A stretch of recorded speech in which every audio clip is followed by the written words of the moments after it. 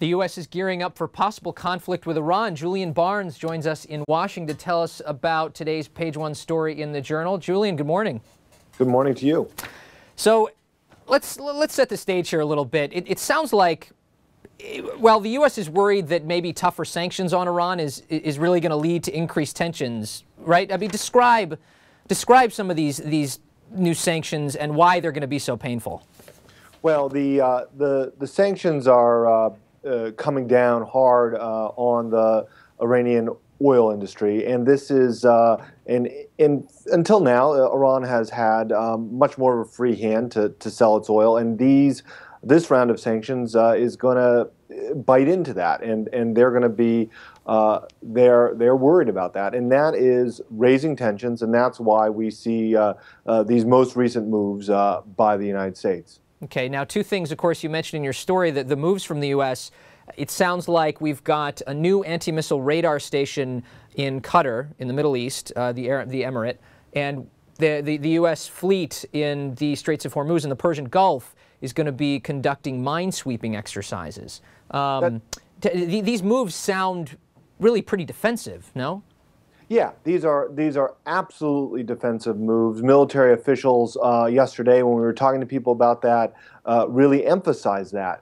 From the U.S. perspective, they think that these are not provocative acts. These are, the radar system is positioned in Qatar, where there's a major U.S. base.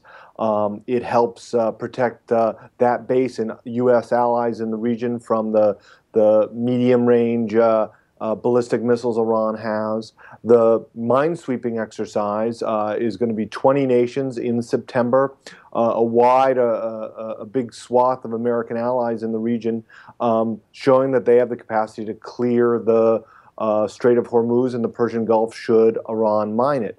All these things, as you say, are defensive. Nevertheless, this kind of increased military activity in the past has been seen as aggressive or provocative by Iran, and so it could ratchet up tensions, even though both these things are very defensive. Now, of course, you mentioned the minesweeping exercises. The Straits of Hormuz, let's just remind people, 20% of the world's oil supply goes through there, so if Iran was to seek to close that, it would be problematic. Now, of course, we just had a shot on screen for folks. Actually, that was a missile radar station in the Negev Desert in Israel, I believe.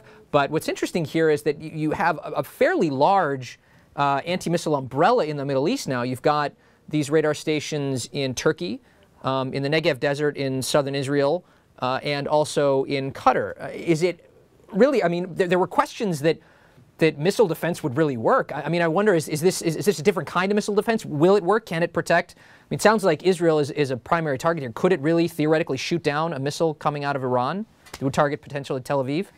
The proponents of missile defense will tell you the answer to that question is yes, but there are still skeptics. There are many tests that have failed.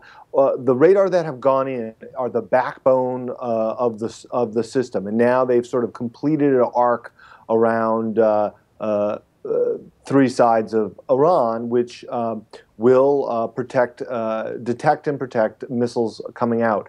Now, they've built a layered defense. The SM-3 missiles, which are on Aegis ships, will try to hit ballistic missiles at high altitude. The THAAD, which is expected to be deployed to the Middle East in the coming months, is going to get those mid-range missiles. And of course, we have Patriot batteries around the region that are the sort of last defense. And in Israel, they have the Iron Dome. Okay, and of course, last, I mean, it strikes me that really, is this ultimately at the end of the day aimed at deterring Israel from launching maybe a first strike on Iran's nuclear facilities to demonstrate that the U.S. is trying to protect it defensively? That's a very good question, and you're exactly right. A lot of what the U.S. is doing now is to demonstrate to Israel that we take this threat seriously, we're investing money, we are rallying allies, and we will protect Israel. There is no need to strike right now, which the U.S. does not want to see.